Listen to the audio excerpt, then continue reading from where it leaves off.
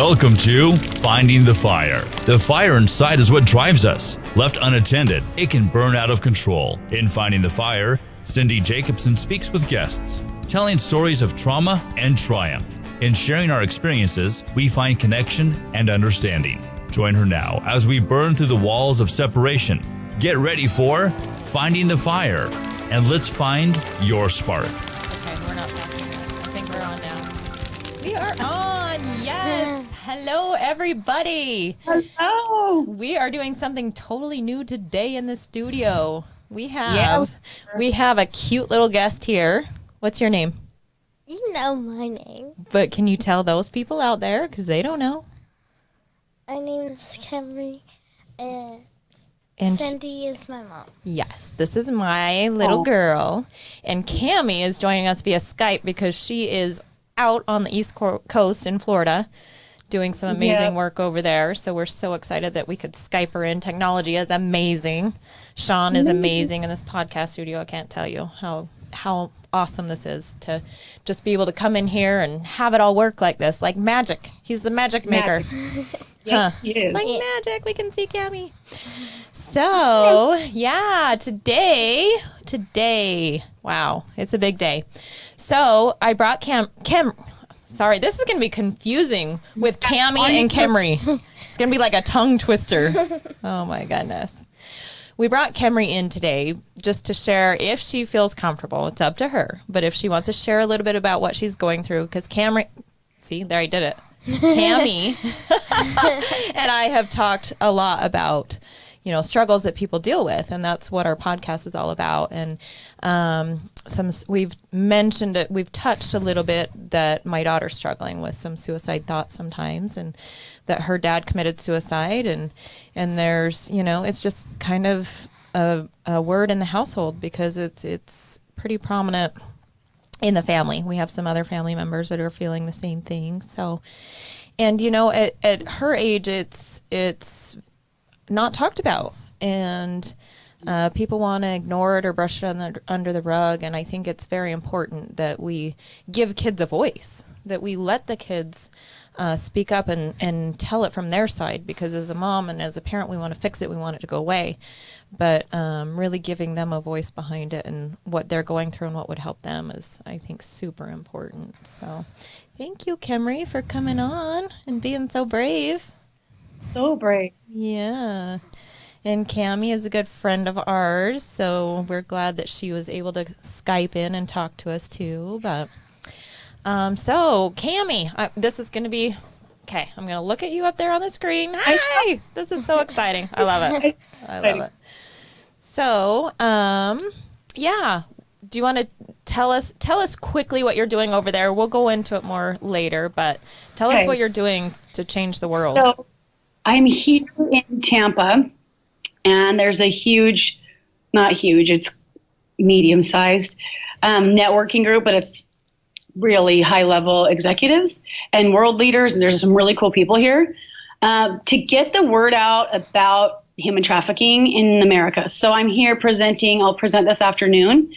The group is called the Board of Advisors, and they have just amazing powerhouses in this room that all week. It's a week-long thing. I'm only here till Wednesday, but I'm here just going to stand on the stage and share my story and ask for people to jump in the cause with us to support our 2020 initiative of raising awareness to prevent these catastrophic things that happen to people when they end up getting stuck in trafficking. Yeah, and to help get the word out. And again, we'll go into this more on your podcast, but I just want to touch on it since we do partner up and work on it a little bit. But the Super Bowl weekend, oh my gosh, that's huge. No, and it was really great to launch my podcast on that. A lot of people don't know that sporting events, especially like Super Bowl or March Madness, just like the championship the Grammy game, Awards, I've even heard, totally, like big events like that. That's exactly right. The Grammys are breeding grounds for people with wealth to traffic kids more. Right, and it's a distraction for the rest of us in the world because we're tuned into the Grammys, or we're tuned into the Super Bowl, and we're tuned into other things, and behind closed doors is all this other stuff going on. So yeah, Yeah. we'll touch on that more. But Cami and I are partnering up. We're hoping to do some big things with her Belize March trip with Homes for Hearts and with Global EP. To help get some amazing work done over there. So that's exciting, and we'll talk more on. Or you love to like have the coolest experience of your life. Oh my gosh. Ever. Yes. And it's spring break. So, I'm bringing my kids. That's the plan. If I can get their passports in time, this was kind of like last minute. I'm like, hey, let's go. But I think it's super important that we introduce our kids to humanitarian work and the realities of life outside of the United States, outside of, first world country, United States, the comforts of home, because there's a whole world out there. And just because we were born here with all the blessings and comforts that we have, We're really blessed. It changed my kids a lot. And every time I go serve, it changes me a little bit more. But you really do come back and realize how blessed we are with, eating 3 meals a day, with having electricity and clean drinking water. The scarcity in those other countries also causes, people to be more susceptible to trafficking. So you're doing, if you do come with us in March, we are, it's our spring break in St. George, but bring your family and we're going to build a house for a mom. She has gotten away from an abusive relationship and she's alone and she's got 6 kids and no ways to provide for herself. So we're going to build a home. Yeah. So all of my builder friends, all of my real estate friends, all my friends that I haven't met yet that are my friends, like, let's go, let's do some world changing things out there. So we're going to be dropping some links to how you can get involved and how you can help out with that. But yeah, we're really excited about this partnership and working together to do some good things in the world, It feels in your heart. Yeah, to get back to your heart. And that's what this whole podcast is about, finding your fire, finding that spark. Like, look outside of yourself. Like, if you're in a dark spot, but you can look outside of yourself and help somebody else, then you realize, like, hey, that's what's really important in life. And then it's not all about your sadness. It's what you can do to help somebody else. Right? Mm-hmm. What about you? What are you thinking? You're falling asleep over there. She's like, this is boring. I don't know what we're doing right now. I do know what we're doing. Okay. You want to sit up? What helps you when you're sad? Can you share something with us? I don't know. I think you do know. Well, I do know, but it's just weird. It's weird to talk in a podcast. Okay. No. I mean, what I mean is, like, I don't know. It's just not an everyday thing. Not an everyday thing. Well, no. I mean, for some people it is, but, like, when you're saying not an everyday thing, you mean like feeling sad is not an everyday thing? No, I mean, like, some people it is to, like, well, I used to be that person and now I'm not. What person? It's hard to talk about. Mm-hmm. What do you do when you're sad? Well, I normally just either watch YouTube on the laptop or I'm out for food. Yeah. Do you think about playing with your friends? Well, normally, since I don't go to school, I don't really have the time because normally they're at school and I'm home and when I'm sad, and then when they're home, you're home, so. So you're happy when people are around. Is that what you're saying? When your friends are out of school, when mom's home, you're not as sad? No, that's not what I'm saying. Cami, you want to interject here? I think it's so cute to hear her tell her side of stuff. It's so cute. I tend to want to talk for her, so I think it's hard for her to talk to me because I want to have the answers as her mom because that's what we do, right? So So one thing she did, which I was so proud of, like she said, Mom, I want to go to a counselor, and not just any counselor. I want a male counselor, and I want him to have these traits. And she listed them all out because she knew that's what she needed. She wanted to be able to be comfortable talking to an adult male and share her feelings and share her thoughts. And what she told me was, Mom, I can tell you anything. I'm comfortable telling you anything, but I need to be comfortable talking to other people about it too. And I thought that was huge for her, and a big insight for, especially for a 10-year-old, you know? Yeah. Adults that aren't even that emotionally mature. Right. Yeah. And even her counselor said that. He's like, wow, you've got life figured out, you know, like at 10 years old, she's just really intellectual in that way. And so I think a lot of the thing that she has a hard time with is just trying to fit in this world, because this world is so different. Let's just say different these days with all the stuff going on, especially the electronics, especially the smartphones, especially whatever you can get on the internet these days. And it can really like make you confused with who you are inside. And I think she's very in tune with who she is inside, but then all this distraction kind of just is a little overwhelming. So sometimes she might feel a little out of place with all of it. Does that sound right? Am I just talking for you again? Yeah, good. I think like, we have an understanding, but she's a little shy sometimes, but that's good. I wish I was more shy sometimes. It's funny because she has like, when we're home, she has like no off switch. It's like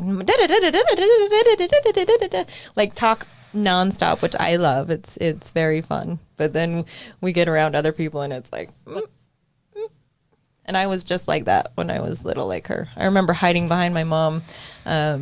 We were actually at a wedding, and I would not talk to any other adults. I would only talk to my mom, kind of similar over here. And so we're at this wedding. I was very uncomfortable, and my mom had to go get in line for pictures for like the wedding line, and I wouldn't leave her side. So I was behind her, and I pulled her dress out to hide behind her. And then the photographer came around and got a picture of me hiding behind.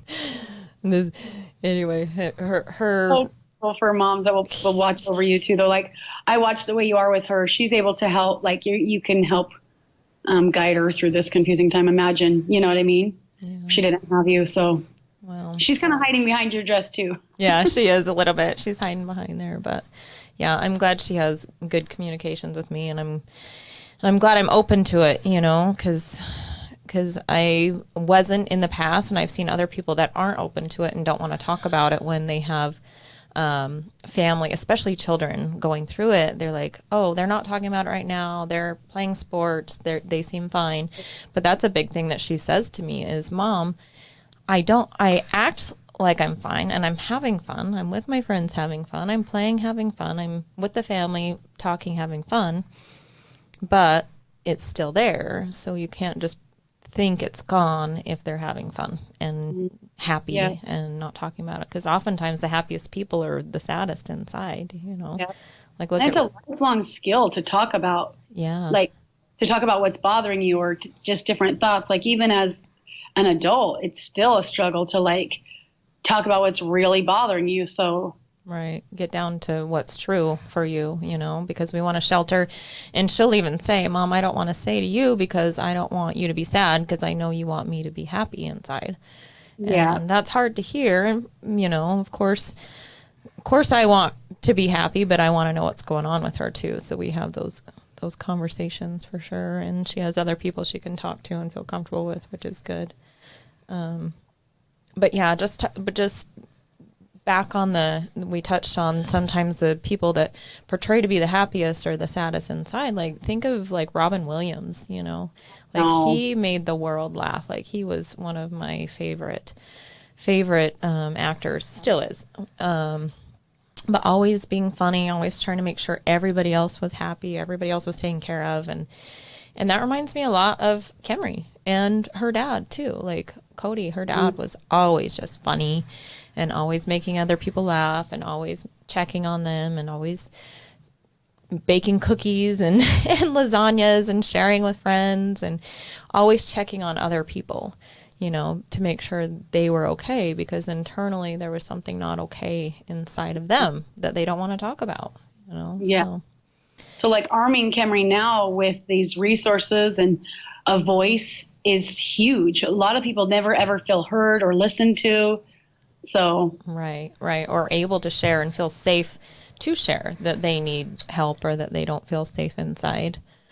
So yeah. You're so brave, Camry. Thanks for coming on here and giving a voice to young kids and families that are going through things. We appreciate it. Mm-hmm. And if you're ever sad, you got an awesome mom. She's just amazing. She's got your back.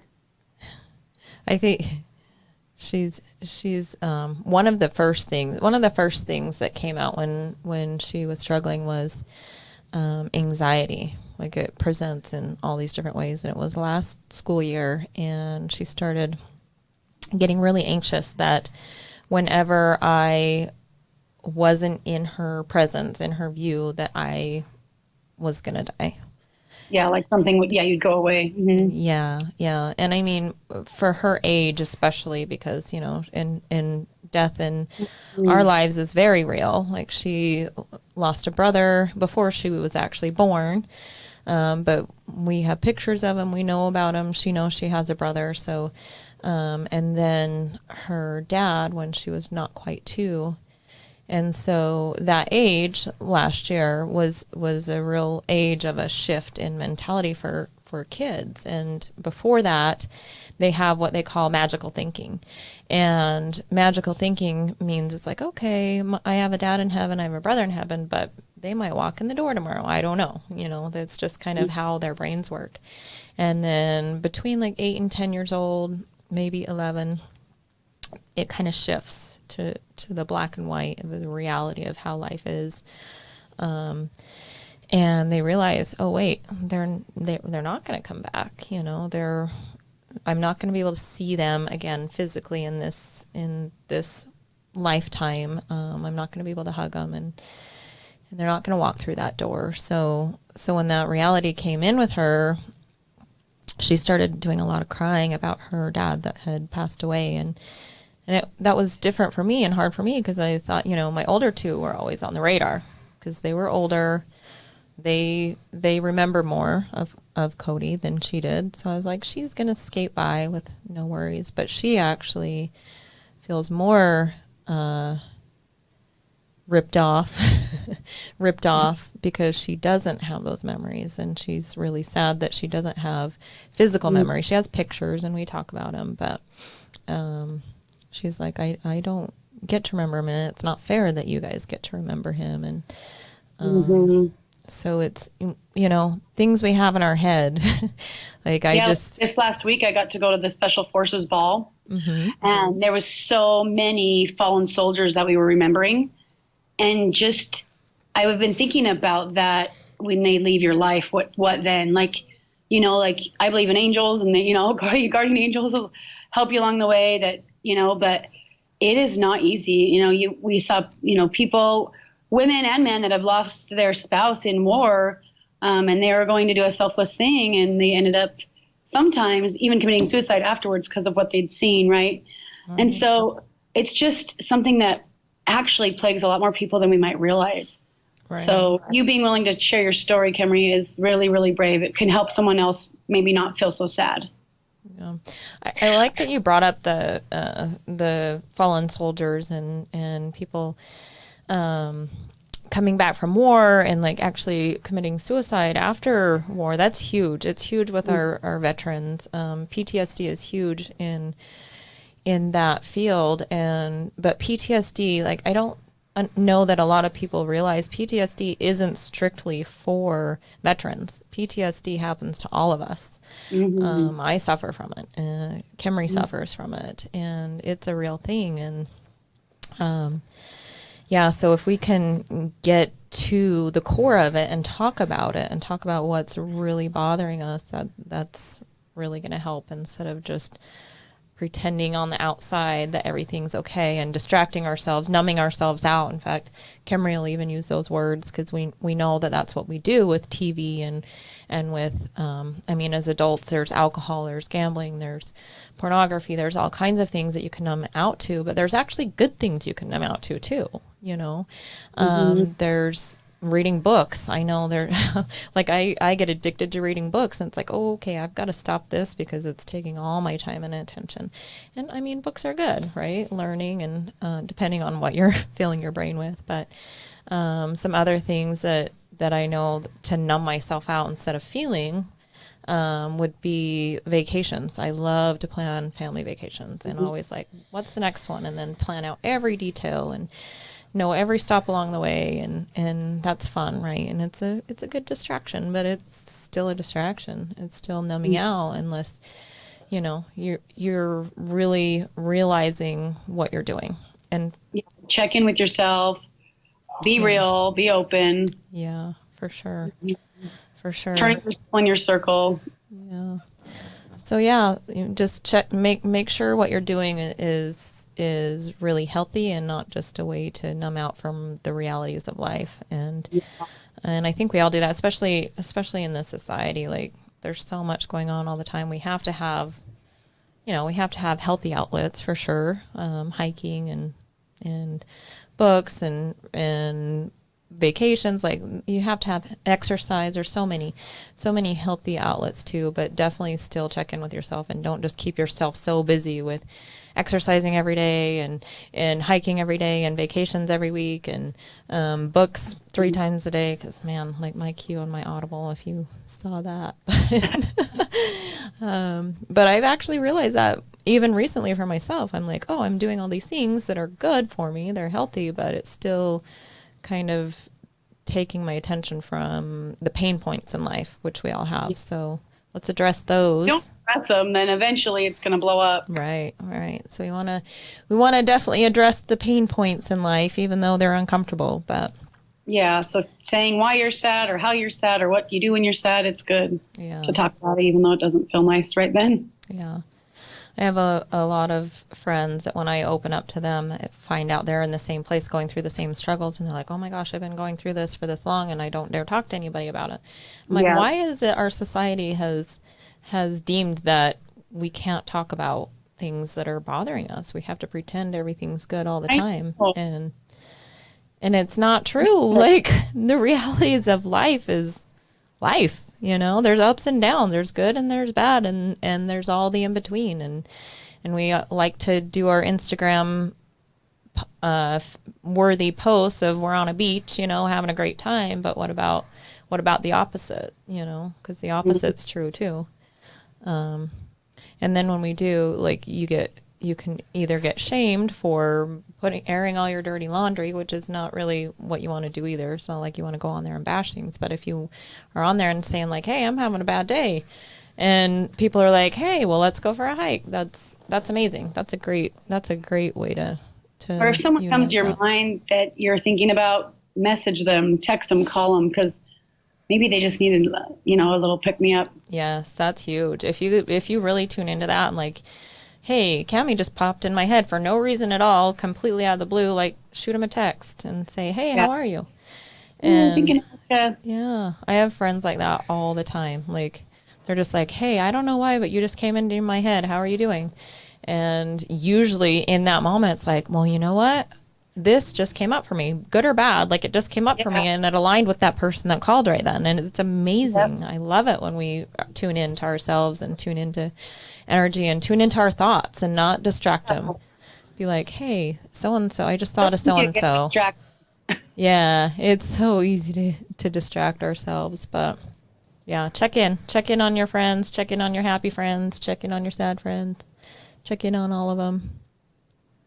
Get together and go do a service project. Yes, that is where it's at. I'm telling you what, you know, all these distractions are great to get you through the immediate crisis, right? If you're in an immediate crisis, and we have 1 minute left, Cammie, I know you can't see that, but if you're in an immediate crisis, then yes, get help, go to counseling, use distractions if you need to make you happier, to get you out of that dark place. But reaching outside of yourself, doing a humanitarian aid mission, volunteer work, go to your local soup kitchen, whatever that looks like, help a friend out.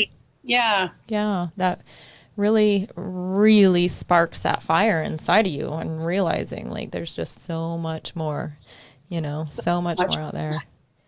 Even if that service is just looking to anyone that you can text or call. Yeah. And sometimes that's all it is.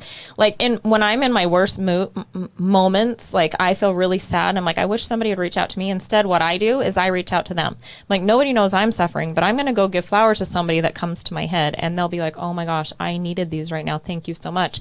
And then that fills me up. I didn't have to like say anything sad, or we're on our countdown, but yeah, reach outside yourself. If you're feeling sad, call a friend, deliver flowers. Love you guys. Talk to you next week. You've been listening to Finding the Fire, where we are finding deeper connections through sharing our life experience. Being placed in foster care, losing a child to SIDS, and a husband to suicide, Cindy has turned her story into the fuel that drives her. To be featured as a guest, go to findingthefire.com. Cindy is a former NICU nurse, a foster parent, has started a nonprofit, helps others, and supports her family by selling real estate. To find out more, go to involvedcommunity.com.